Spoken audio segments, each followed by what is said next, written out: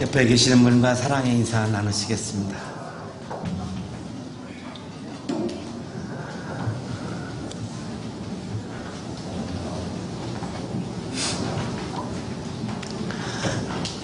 우리 지난해하고 달라진 점 중에 하나는 우리 관현악이 지난해에는 우리 성가대 찬양만 이렇게 연주해 주셨는데 올해는 우리 예배 찬송 송년까지 이렇게 다 해 주셔가지고 저는 앉아서 그냥 들으면서 너무 그 소리의 은혜를 많이 받고 있습니다. 그래서 우리 작곡가 학생이 이 편곡을 밤새면서 이 편곡을 지금 하고 있습니다. 그래서 우리가 이렇게 정말 은혜로운 그런 찬양을 들을 수 있고 하나님이 너무 기뻐하실 것 같으니까 또 너무 마음이 뿌듯하고 기쁘고 그렇습니다. 우리 편곡하는 우리 친구를 위해서 우리 격려의 박수.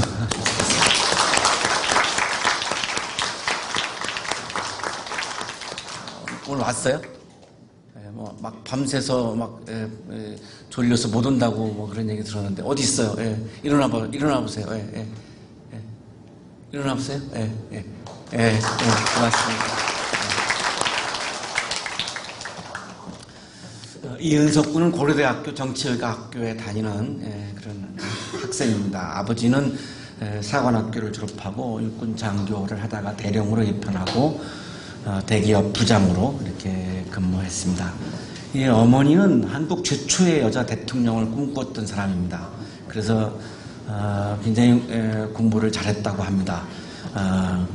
그런데 이렇게 서울대를 가지 않고 대통령을 하려고 이대 정치외교학과를 이렇게 가서 공부를 하다가 나중에 이제 포기합니다. 포기해서 그러면 영부인이 되자 이래가지고 박정희 대통령, 전두환 대통령 다 육사 출신이잖아요. 그 당시에. 그래서 사관학교 출신하고 결혼을 해서 대통령을 만들고 나는 영부인을 하자 이렇게 해가지고 육군 장교하고 이렇게 결혼을 한 겁니다. 그런데 결국은 또 남편을 대통령 만드는데도 실패하고요. 굉장히 교회 생활을 열심히 했던 분인데 그래서 나중에 신학까지 이렇게 공부를 한 그런 분이었습니다. 이 이은석 군이 이 아버지하고 어머니를 살해를 했습니다. 그 장면은 너무나 익혀서 이 시간에는 생략을 하겠습니다. 그리고 그 뒤처리하는 부분들도 굉장히 아주 정말 놀라운 그런 끔찍한 모습을 보여주었습니다. 법정에서 이은석 군이 한 이야기입니다. 아버지가 나를 때리고 구박하고 하는 것은 그럴 수도 있어요. 그러나 때리고 나서라도 그래도 나는 너를 사랑한다는 말 한마디만 했어도 나는 행복할 수 있었어요. 미안하다고 말하기가 그렇게 어려웠나요?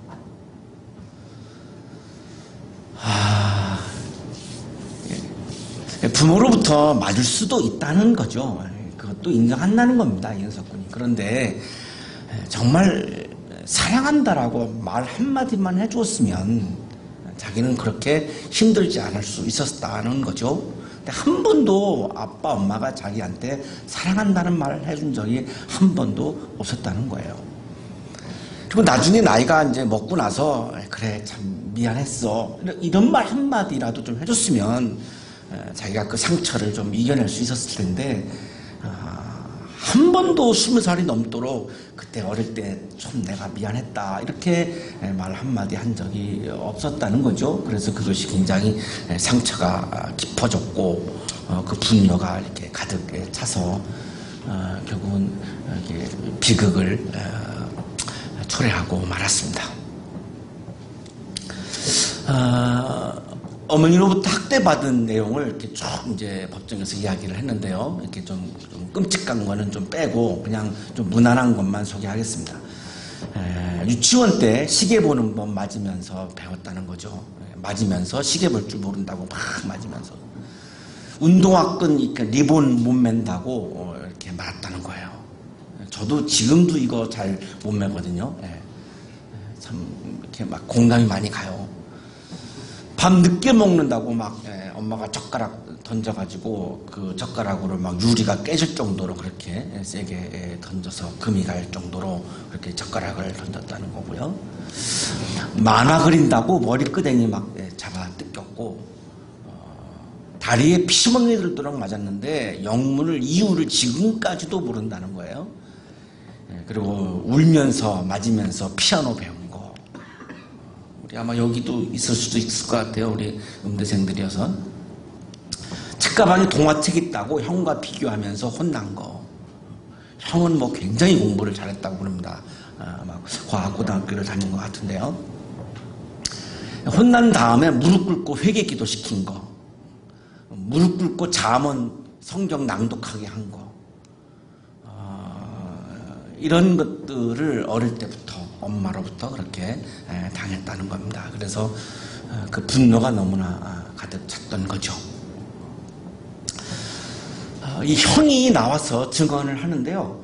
자기는 내 동생이 엄마 아빠 살해한 것을 이해하는 부분이 있습니다. 이렇게 증언을 했어요. 이것도 또 굉장히 놀라워 쇼킹한 건데요. 이 이야기를 들은 연세대학교 심리학과 이흥구 교수님이 형의 이야기를 듣고 나서 이거는 좀 상담할 필요가 있겠구나. 그래서 이은석 군을 상담하기 시작했습니다. 그러고 나서 이은구 교수님이 이렇게 이야기했습니다. 은석이가 망가진 것은 결국 부모, 특히 어머니의 학대 때문이었다. 은석이의 어머니는 분명 자식에게 아동 학대 행위를 했다. 이은석 군은 무기징역을 선고받고 지금도 옥에서 생활을 하고 있습니다. 우리와 같은 대학생이고 그래서 참 이렇게 마음이 좀 이렇게 짠하고 그렇습니다. 오늘 우리들의 질문은 우리 사람이 잘못할 수 있죠. 사람이 실수할 수도 있고요. 또 능력이 부족할 수도 있어요. 이렇게 타고난 것이 안 될 때는 이게 안 되잖아요. 우리 성악 같은 경우는 물론 노력이 필요하지만 타고나지 않은 사람은 한만 해도 안 되잖아요. 그죠? 그 너목보라는 프로그램 보면 그 음치들 나와서 막 노래하는 거 이렇게 정말 우리를 웃기는데요. 아마 이 중에도 음치 있으신가요? 음치인 분한테 한번 가르쳐도 그게 훈련한다고 그게 되지 않잖아요. 타고난 거는 또 어쩔 수 없는 부분도 있어요. 그죠? 노력으로 되는 부분도 있고 어떻게 안 되는 부분도 있잖아요. 저는 중학교 때 탁구 선수, 전문 운동 선수를 해서 전국체전까지 나갔고요. 춘천함도 챔피언이었어요. 그런데 그 운동선수들이 얼마나 밥을 많이 먹어요. 막 양재기로 세숫대 같은 데다가 먹습니다. 이렇게 밥을 엄청 먹잖아요. 그래도 키가 안 큽니다. 그 타고난 거예요. 그 내가 노력을 안 한 게 아니라 노력을 해도 안 되는 게 있거든요. 그게 뭐 제 죄인가요? 제 잘못이 아니잖아요. 그걸 어떡합니까? 사람은 안 되는 것도 있어요. 그죠? 내가 능력이 안 되는 게 있어요. 내가 노력을 해도 안 되는 게 있잖아요. 그게 내 잘못은 아니잖아요. 죄는 아니잖아요. 그게 우리들의 모습인데 그걸 가지고 학대하고 그것을 가지고 굉장히 무시하고 그런 걸 가지고 비하시키고 이렇게 하는 것은 정말 비인간적이지 않아요. 너무 비인간적인 거 아니에요. 과연 인간은 그래도 되는 존재일까? 이렇게 학대하고 비하하고 무시하고 막 하찮게 여기고 그 생명을 하찮게 여기고 그래도 되는 존재인가? 그 사람의 직업이 뭐였든 농민이라 그래서 그냥 죽어도 됩니까? 그럼 대통령은 죽으면 안 되고 농민은 그럼 죽어도 됩니까? 그렇게 인간의 생명이 인간이 그렇게 하찮은 존재를 만들어도 되는 거냐 이거죠. 윤석군의 이야기를 보면서 그런 질문을 하지 않을 수가 없죠. 김준태라고 하는 시인은 이런 우리들의 질문에 대해서 이렇게 시로 답을 합니다. 오늘 우리는 달팽이라도 어루만지자. 오늘 우리는 풀잎이라도 가슴에 담고 설레이자. 풀려치, 지렁이, 장구벌레, 물새, 뜸북새, 물방울. 땅 위에 살아있는 것은 얼마나 거룩하냐. 땅 위에 살아있는 것은 사람뿐만이 아니라 모든 생명은 잡초 하나라도 하나님이 지은 피조물이기 때문에 하나님으로부터 온 생명이기 때문에 그 생명이라고 하는 것은 얼마나 거룩하냐, 얼마나 거룩하냐, 우리가 어떻게 하찮게 여길 수 있다는 말이냐. 오 새벽에 깨어나면 그대여 우리 이제 흐르는 강물에 발을 적시며 강 건너 마을 사람들을 찾으러 나가자. 강 건너에 있는 사람들은 나하고 다른 사람이죠. 나하고 다른 세계에 있는 사람이에요. 나하고 생각이 다를 수 있고요, 나하고 철학이 다를 수도 있고, 나하고 사고방식이 다를 수도 있고, 나하고 이념이 다를 수 있어요.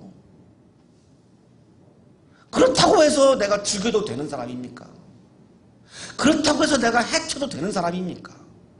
나하고 이념이 달라도, 나하고 생각이 달라 사람이라고 하는 것만으로도 이미 그 사람은 거룩한 사람인데 어떻게 내가 함부로 하고, 내가 어떻게 그 사람을 해치고, 내가 그 사람을 어떻게 하찮게 여길 수 있어요? 그래서 어떻게 합니까? 마을 사람들을, 강 건너 마을 사람들을 찾아 나가자는 거죠. 어떻게? 해치려고 했던 칼을 녹슬게 해버리고, 나하고 이념이 다르다고, 나하고 생각이 다르다고, 나하고 다른 세계 속에 있다고 해치려고 했던 이 사람들에 대해서, 해치려고 했던 그 칼을 다 녹슬게 해버리고, 바람이 어쩌여 불어오는가를 귀 기울이자. 생명을 살리는 생명의 바람, 기독교에서는 우리가 이걸 성령의 바람이라고 이야기합니다. 생명을 살리는 성령의 바람이 왜 우리에게 불어오는가를 좀 귀 기울이며, 그 성령의 소리에 귀를 기울이며 칼을 다 녹슬게 해버리고 강 건너에 있는 생명들을, 강 건너에 있는 사람들을 찾아 나섭시다.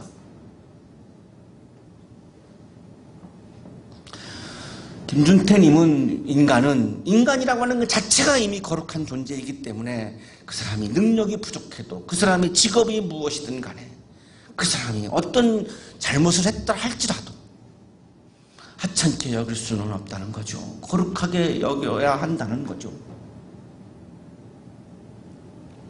나중에 여러분이 연주를 하다가 실수할 수도 있죠. 그죠? 실수 안 한다는 보장 없잖아요. 음이탈이 올 수도 있죠. 백사리가 나올 수도 있죠. 연주 끝나고 나서 그게 뭐냐고 막 이렇게 막 해대면 여러분 진짜 힘들겠죠. 그랬지만 오늘 너무 좋았다고. 그럴 때 내가 다음에 더 자신감 갖고 할 수 있는 거잖아요. 그것이 인간을 거룩한 존재로 대하는 자세이죠. 예수님은 어땠을까요? 예수님은 사람을 어떻게 대했을까요? 예수님과 이념이 다르다고, 예수님과 생각이 다르다고 막 무시했을까요? 하찮게 여겼을까요? 예수님께서 산에 오르셨습니다. 또 질문하게 되는데요. 예수님 왜 산에 오르셨어요? 예수님의 말씀을 많은 사람들이 들으려면 평지에서 말씀하셔야 되는데 왜 산에 오르셔요? 산에 오르면 말씀을 듣는 숫자가 줄잖아요. 그죠? 왜 산에 올랐을까요? 아무리 질문해도 답이 안 나오고요. 주석가들도 답이 없어요. 계속 질문하는데 한 노래가 떠올랐어요. 김민기라고 하는 분이 불렀던 아름다운 사람이라고 하는 노래에 산에 우뚝 쓴다 이런 가사가 나오는데 옛날에 들었던 기억이 나서 다시 이 가사를 좀 들여다봤어요. 어두운 비 내려오면 처마 밑에 한 아이 울고 서 있네. 그 맑은 두 눈엔 빗물 고이면 아름다운 그이는 사람이여라. 예수는, 청년 예수는 눈물이 있었어요.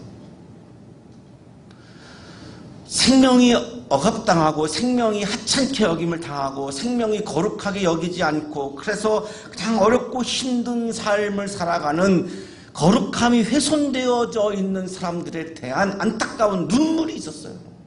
사람에 대한 눈물이 있었어요. 그래서 산에 오른 거예요. 그걸 어떻게 주체할 수 없기 때문에. 김민기 씨는 눈물이 있는 사람이 아름다운 사람이라고 노래해요. 그죠? 그래서 예수는 아름다운 분이었어요. 정말 한 생명이 하찮게 여김을 당하고 거룩함을 훼손당했는데도 불구하고 안타까움도 느끼지 못하고 그 생명에 대해서 눈물이 없다면 그 사람은 아무리 성형수술을 한다 할지라도 아름다운 사람이 아니라는 거죠. 진짜 아름다운 사람은 생명에 대해서 눈물이 있는 사람이라는 거예요. 견딜 수 없어서 청년 예수는 그 눈물을 가슴에 안고 어떡합니까? 벌판을 막 달려갑니다.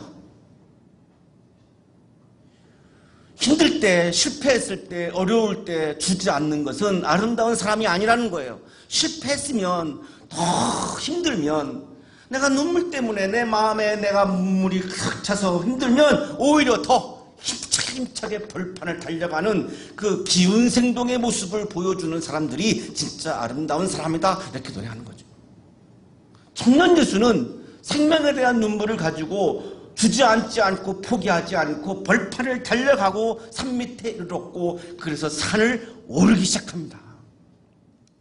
새하얀 눈 내려오면 산 위에 하나의 우뚝 써있네. 청년 예수는 그 눈물을 가지고 산 위에 우뚝 섰어요. 산을 올라간 거예요. 그 눈물 때문에, 그 아픔 때문에 그렇게라도 안 하면 견딜 수 없으니까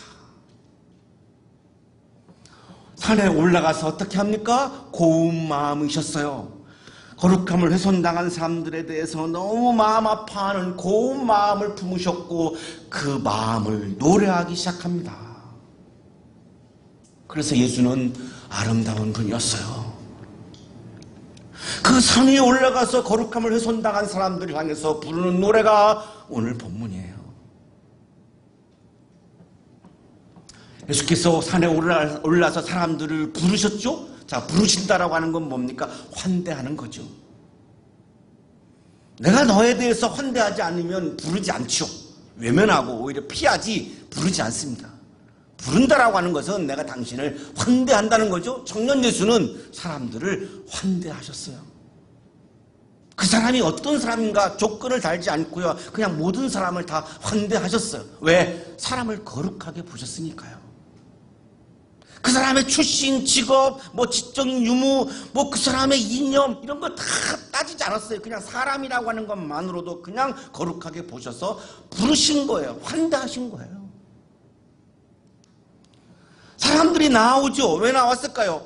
아니, 그동안 사람들은 나에 대해서 막 이러쿵저러쿵 이야기하고 정죄하고 따지고 능력이 있느니 없느니 이러고 이랬는데, 이 청년 예수는 자기를 그냥 조건 없이 환대해 주니까 예수님이 너무 좋은 거예요. 그래서 이 사람들이 예수님께 나온 거죠. 왜 나왔어요? 좋으니까. 예수님이 좋으니까요.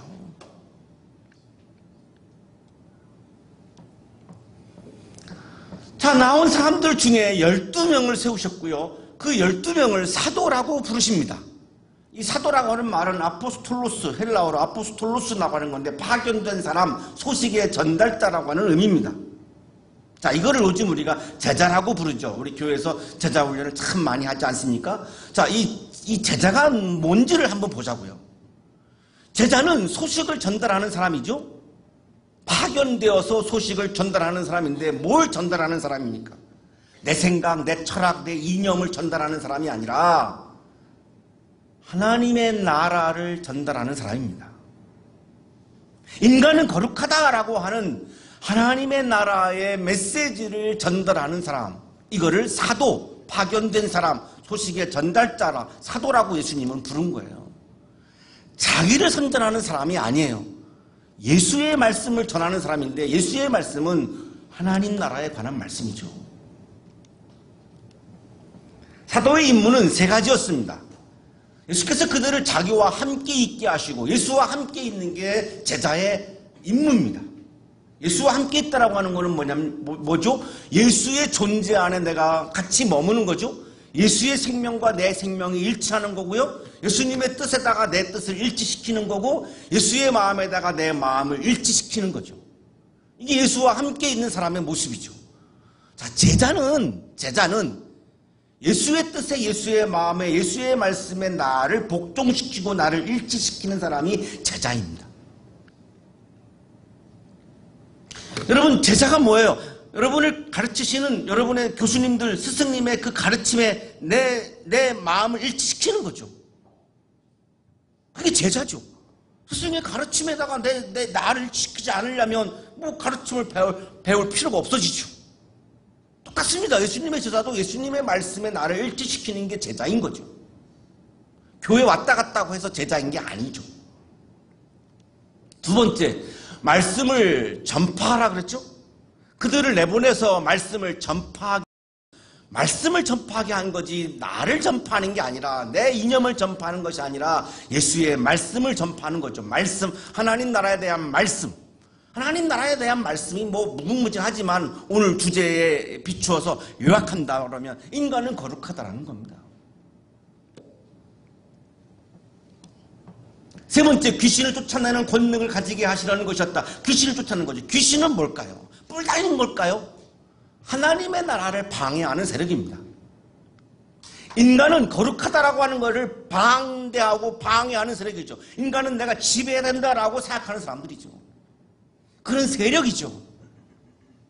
하나님의 이름과 하나님의 뜻과 하나님의 나라를 이루어지지 않게 하려고 하는 세력이죠.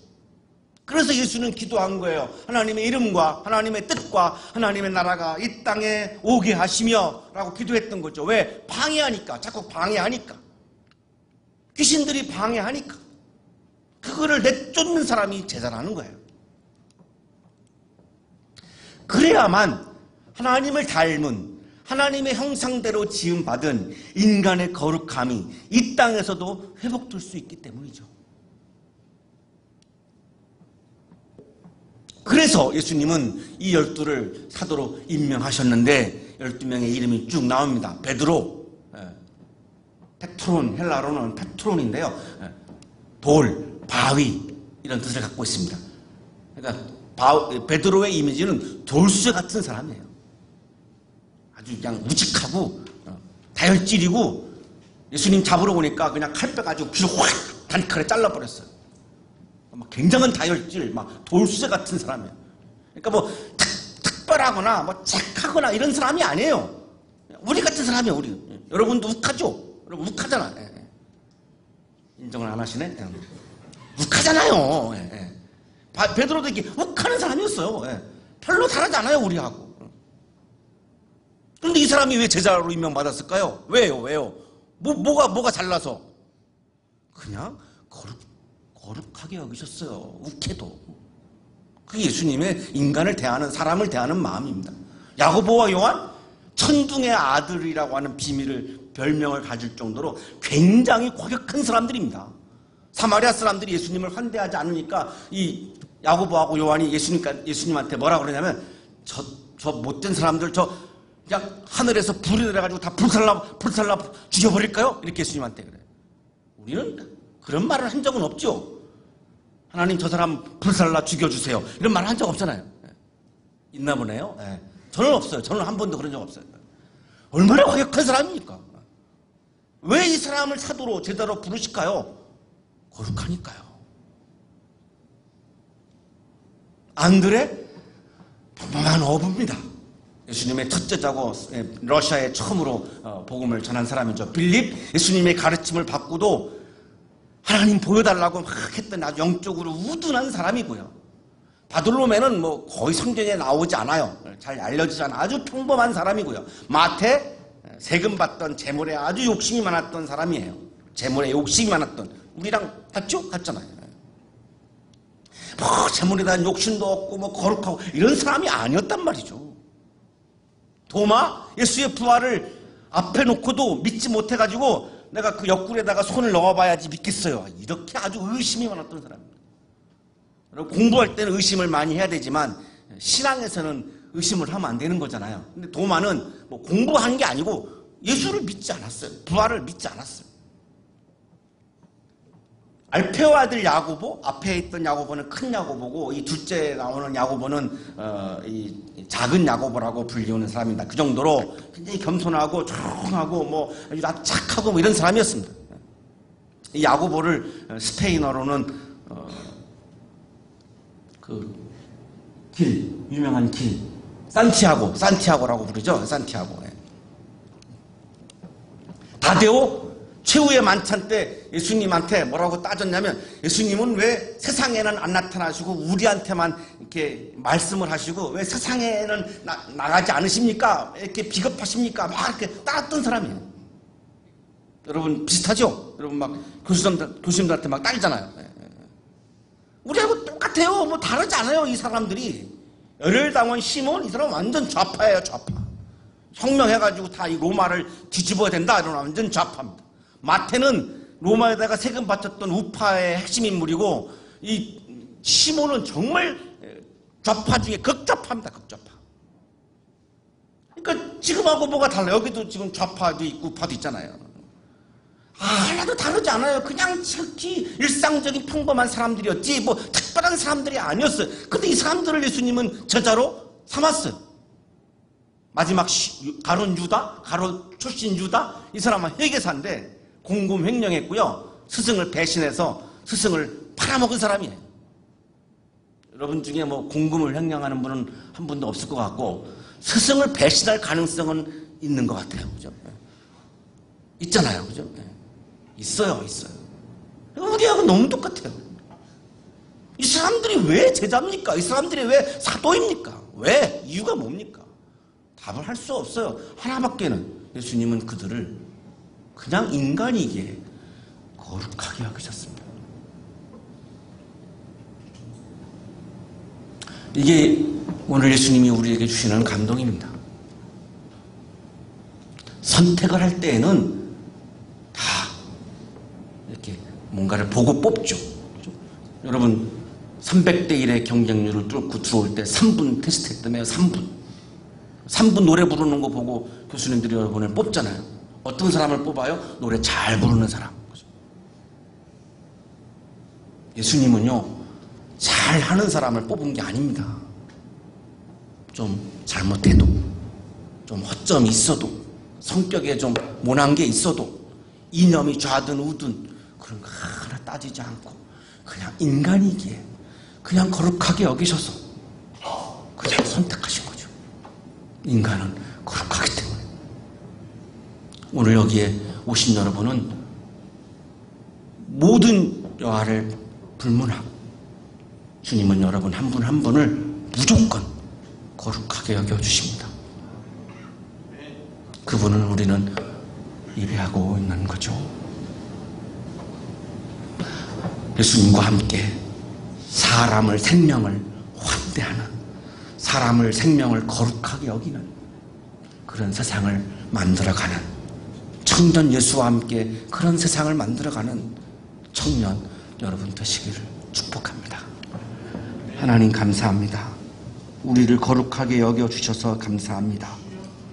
우리도 사람들을 대할 때마다 그 사람이 어떤 사람이든 거룩한 사람으로 여기는 세상을 만들어가는 청년으로 살아갈 수 있도록 복 내려 주옵소서. 예수 그리스도의 이름으로 기도하옵나이다.